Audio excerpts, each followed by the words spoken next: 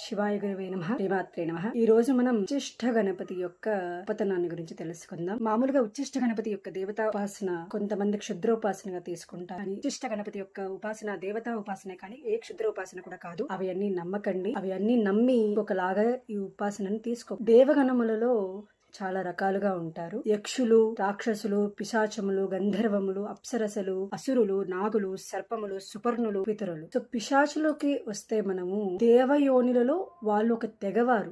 తర్వాత మనకి గుహ్యకులు అంటే వీరు కుబేరుని యొక్క నవనిధులను వాళ్ళు కాపాడుతూ ఉంటారు అనమాట. వీరిని మనము మణిభద్రాదులు.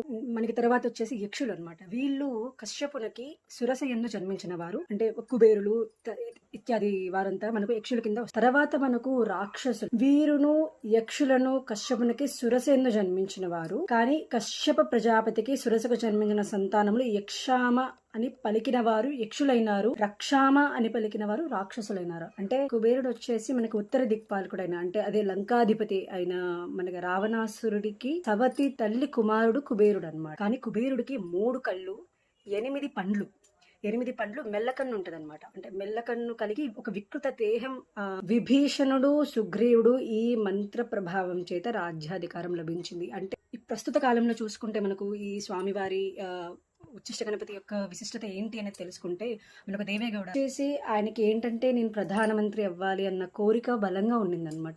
నేను తమిళనాడు దగ్గర రాంబాహు స్వామి. సో ఈ దేవేగౌడ గారు ఏం చేశారంటే రాంబాహు స్వామి దగ్గరికి వెళ్ళి కలిసి నాకు ఇలాంటి కోరిక ఉంది, నేను ప్రధానమంత్రి అవ్వాలి అంటే రాంబాబు గారు స్వామి చెప్పారు, అయ్యా నీకు ఈ యోగం అనేది నీ జాతకంలోనే లేదు, నాకు కావాలి కానే తీరాలి అని చెప్పేసి. అంటే సరే కానీ కొన్ని నెలలే ఉంటావు, చెడ్డ పేరు వచ్చేసి దిగిపోతావు అంటే అయినా పర్లేదు, నాకు ఆ పదవి కావాలి. నా 48 రోజులు నువ్వు 10 లక్షల మోదకాలతో హోమం చేయాలి. 10 లక్షల మోదకాలతో హోమం చేసి మనకు ఆయన అంటే అప్పట్లో ఆ టైంలో ఎవరు లేక ఆ పదవికి ఎవరు దొరక్క దేవేగౌడ గారిని సంప్రదించి సరే మీరు ఉండండి అని చెప్పేసి అన్నారు.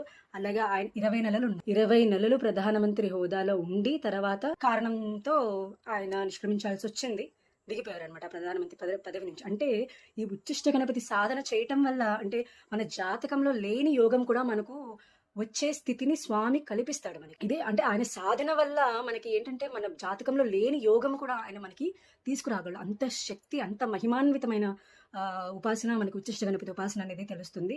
తర్వాత వివరాలు అంటే ఉచ్చిష్ట గణపతి మంత్రం ఏంటి, ఉచ్చిష్ట గణపతి చేయడం వల్ల ఇంకేమి మనకు మంచి ఫలితాలు ఉంటాయి, ఇంకేమి మనం యోగ్యం పొందగలుగుతాం అనేది మనం తర్వాత వీడియోలో చూద్దాము.